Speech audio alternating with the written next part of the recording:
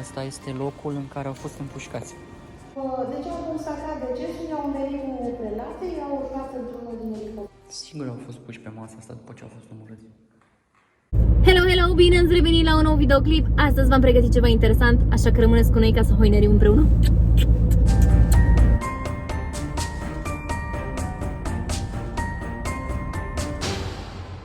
De ce ai făcut asta? De ce ai infometat acest popor? De ce l-ai infometat? Nu vă răspund atât. Condamnă unanimitate de voturi pe inculpații Ceaușescu Nicolae și Ceaușescu Elena la pedeapsa capitală și confiscarea totală a averii. Toți trădătorii, oricât vor fi,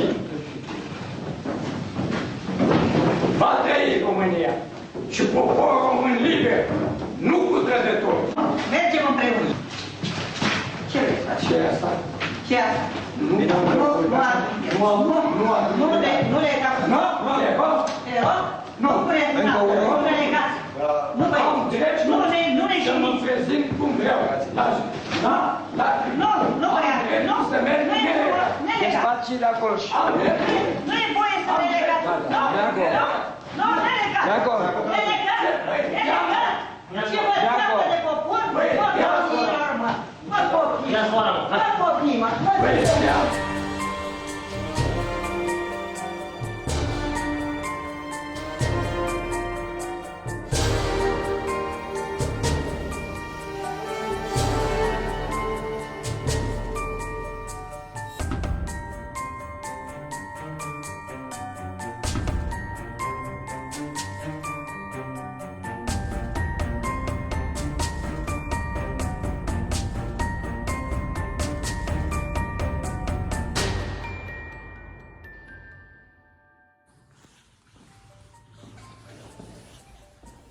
Ce e aici? Este de aur pentru vizita medicală.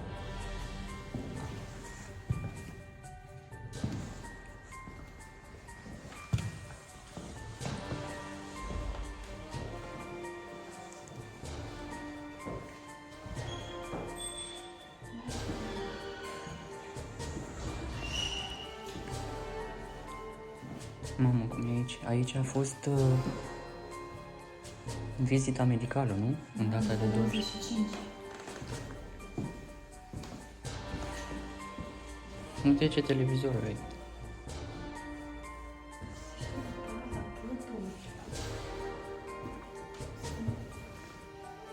Totul de atunci.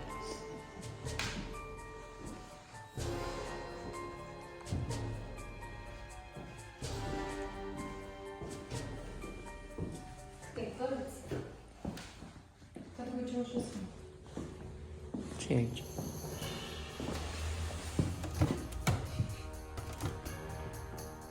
Canada. Ce dorești? Te rog să iei loc pe pat acolo, facem vizita medicală.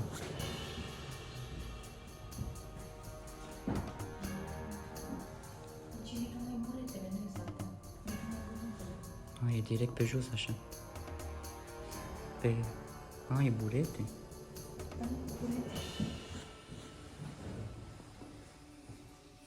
Să vedem Mergem în altă ce mai încăpere. găsim. Da.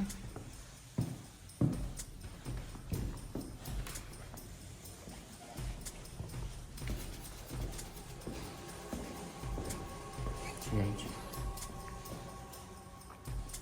Se desfășura procesul.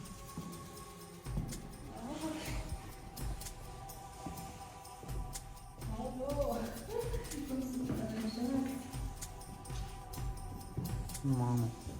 Din câte mi-aduc aminte, aici stătea Elena și Ceaușescu. Păi da, uite că e... Și scrie, nu? Da. Nu stai seama. Cum te simți? Mă simt ciudat. Nu.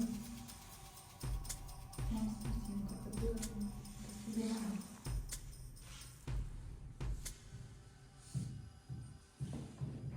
Mamă. Ce ciudat.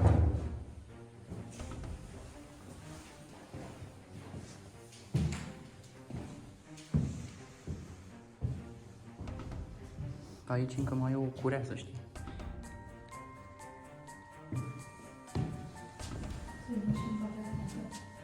Uite, aici a stat completul de judecată, vezi? De la bine știu că erau aici puși.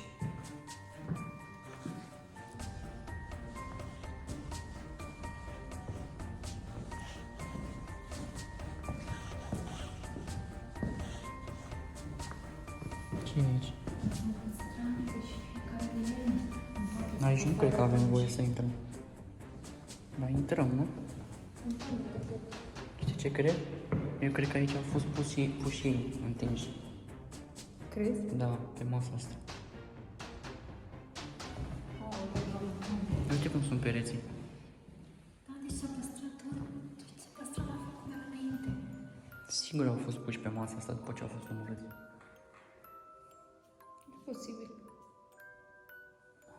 Mă simt aiure aici.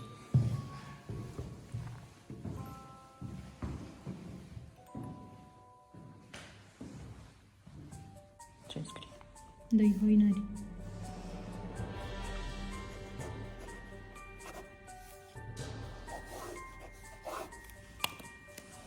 Se știe lumea că am trecut de aici. Da, tu ești îmbrăcată precum un militar de aici. Te asortezi ea. Vă rog, poftiți înăuntru. Nu mi-aș dori.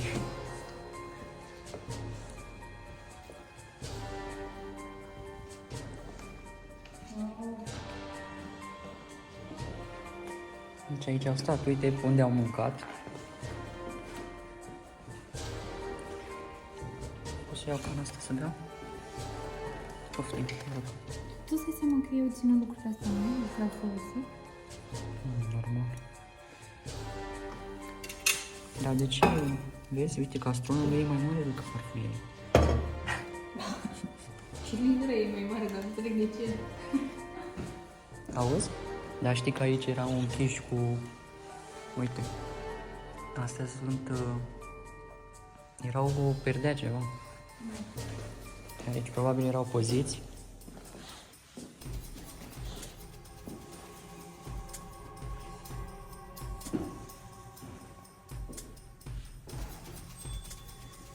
Se aude ceva. Mai vine cineva.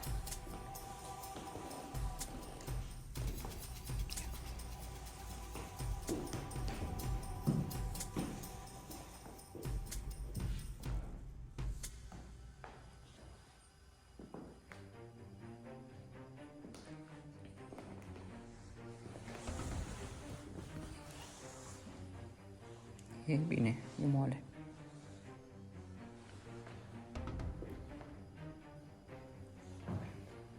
Ce credeți?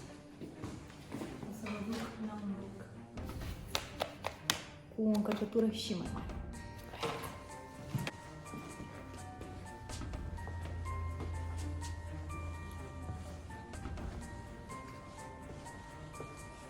Nu cred că lucrul ăsta e bântuit. Și eu, pentru că ți-am zis, simt așa, am o stare de neliniște. Nu? Așa simt și eu.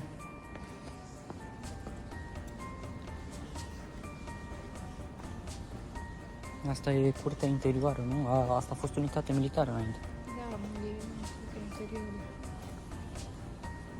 Deci pe aici au mers.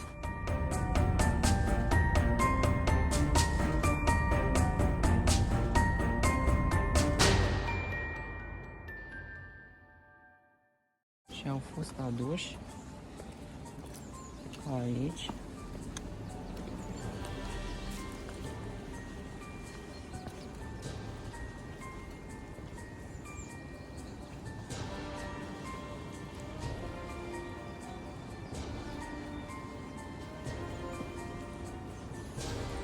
Ăsta este locul în care au fost împușcați.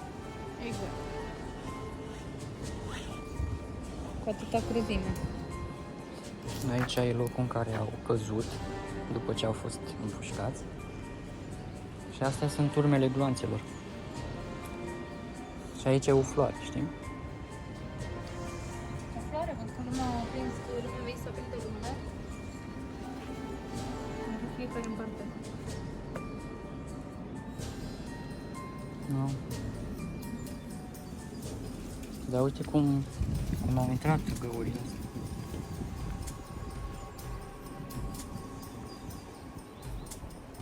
Mamă, dar câte gloanțe. Să fie sigur că nu-l ratează.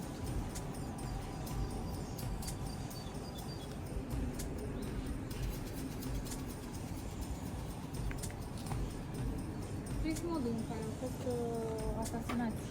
Da. Chiar dacă meritau sau nu, dar modul în care au făcut-o este de nedescris. Sumbru. Dar știi de unde au tras? De aici, din spate, mi se pare. Da. Și foarte aproape, au tras de foarte aproape.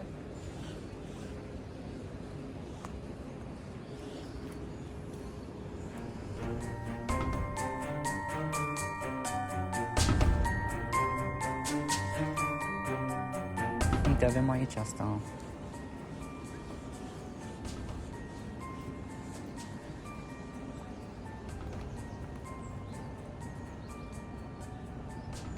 Și la ce oră?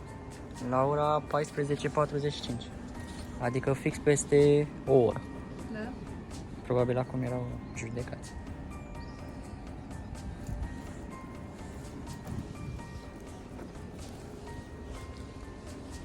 Da. Asta este istoria noastră.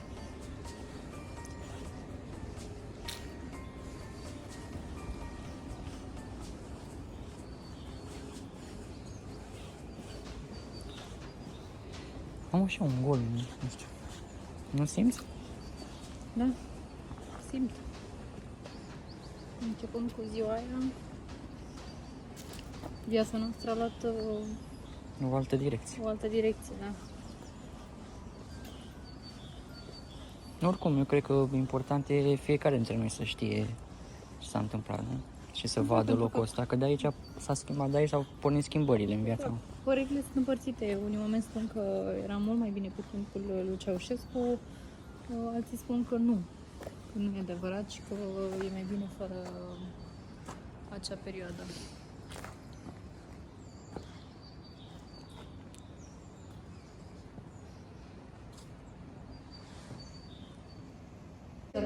Dar e adevărat că au fost loviți cu mașina și Nu așa? au fost loviți, ei au aterizat, s-au dus întâi la Snagov, au coborât cei doi, Emil Bob și Marea Mănescu, acolo la Snagov. Și de acolo doi securiști care i-au însoțit. Fiind au spațiu aerian, le-a transmis pilotului că nu sunt luați ca obiect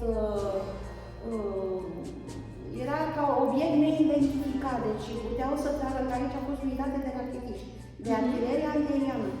Și poate să ia drept intruși, drept dușmani și se poate trage o rachetă. Și le-a cerut să aterizeze. Și au putut să aterizeze la Ticu, între Ticu și unitatea de parașutiști Boteni, undeva acolo pe câmp, unde am așteptat la șosea cam în jur de o oră, când a oprit o dacie. Au oprit-o, nu ei, unul din cei care îi însoțeau de la securitate. Dar ei n-aveau atunci posibilitatea să plece din țară, nu? Nu, și nici n-au dorit asta. El s-a gândit că dacă ajunge aici, o să facă el un alt meeting și o să întoarcă situația, da, să fie din nou filmat cumva, să transmită un mesaj către cei, să mai liniștească populația. Să liniștească populația și că au fost trădări, că deja și-a dat seama între timp cam ce s-a întâmplat. La Voinești era o antenă radio care avea acoperire foarte bună în toată țara și inclusiv la radio putea să transmită mesaje, da. Să transmită mesaj. Numai că n-a mai apucat, i-au tot învârtit, au ajuns undeva pe la Văcărești, acolo i-au mințit că nu știu ce s-a stricat la mașină, tot voiau să-i oprească, că ăștia primeau mesaje noi, dacă sunt așa, că nu mai au benzină, într-un final acolo iar a luat mașina cu forță, adică au fost amenințați cu pistolul cei care au oprit.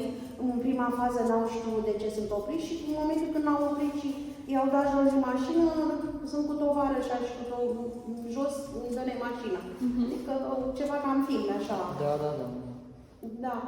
Și i-au ținut în pădure la Rățoaia până l-a lăsat serii, pentru că au văzut că lumea era agitată și au fuseseră recunoscuți.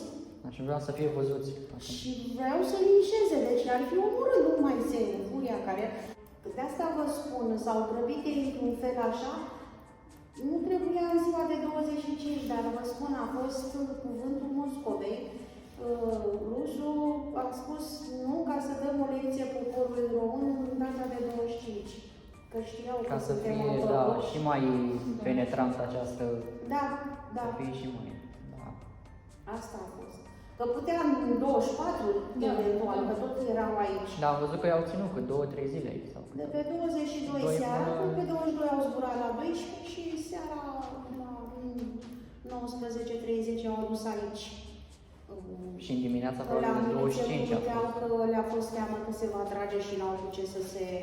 S-a tras din liceul de alături, s-a tras. Au fost schimburi de focuri. Fiind armă automată, calibru 7,62, îți dai seama. Neu ce găuri a făcut în perete. Deci de jos așa i-a luat, de la picioare, foarte repede. I-au împins pentru că între timp, în timpul procesului, s-au primit telefoane că flota 6 americană, cu un număr de nu știu câte zeci de elicoptere, se îndreaptă către România și rușii își exprimau dorința că sunt undeva la graniță și că vor să intre să ne ajute. Da. Și atunci a spus, domnule, ăștia ne încalecă, hai să facem ceva, cum vor vrea ei, numai să oprim, pentru că diversiunile și zvonurile mincinoase deja scăpaseră de sub control. Și după ce au fost împușcați acolo, au fost duși direct să-i înmormânteze sau i-au mai ținut aici? Nu. Deci au constatat decesul, i-au învelit cu prelate, i-au urcat într-unul din elicopterele care au aterizat și care i-au adus pe cei care au făcut parte din completul de judecată, medico, parașutiști. Și pe Ghencea, pe stadionul mic, la de Ruibinul ăla de fotbal, s-a lăsat întunericul, au avut nume de cod coletele, au fost lăsați acolo, soldatul la care trebuia să-i păzească a fost și el chemat la masa de seară de Crăciun, unde li s-a dat și lor prima dată o friptură după ani de zile și ceva de băut. Da. Că așa s-au cam îmbătat mai toți și ei au stat toată noaptea acolo, nu-i mai găseau. Măi, unde sunt? Erau acolo, când nu era nimeni nici n-a știut. Și dacă le-au spus coletele, ce? Conține coletul respectiv.